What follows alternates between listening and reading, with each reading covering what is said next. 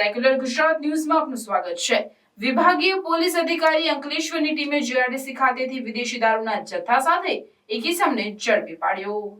Ankleshwar GRDC police મથકથી મળતી માહિતી મુજબ નાયબ પોલીસ અધિક્ષક ડોક્ટર કુશાલ ઓઝા સાહેબનાઓને અંગત બાતમીદાર દ્વારા બાતમી મળેલ કે જીઆરડીસી એક્ઝોટિક બંગલોઝ પાસે એક ઇસમ વિદેશી દારૂનો જથ્થો 4 વ્હીલ ગાડીમાં લઈ પસાર થનાર છે।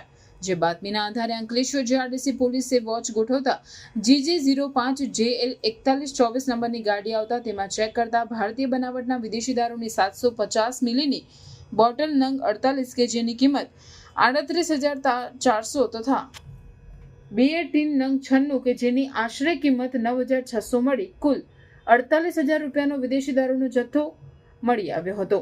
પોલીસે ગાડી ચાલક મુકુંદભાઈ શાંતિલાલ વસાવાનાઓની પ્રોહિબિશન એક્ટ મુજબ અટક કરી 48,000નો દારૂનો જથ્થો, 1 નંગ મોબાઈલ જેની કિંમત 10,000 તેમજ 4 વ્હીલ હુન્ડાઈ કંપનીની i20 4 વ્હીલ ગાડી કે જેની આશરે કિંમત રૂપિયા 3 લાખ ગણી 3,58,000નો મુદ્દામાલ કબજે કરી વિજયભાઈ મણીલાલ પટેલ રહેવાસી અંકલેશ્વર તેમજ લાલુ રહેવાસી માલજીપુરા તાલુકો ઝઘડિયાનાઓને વોન્ટેડ જાહેર કરી વધુ કાયદાકીય તપાસ હાથ ધરી હતી।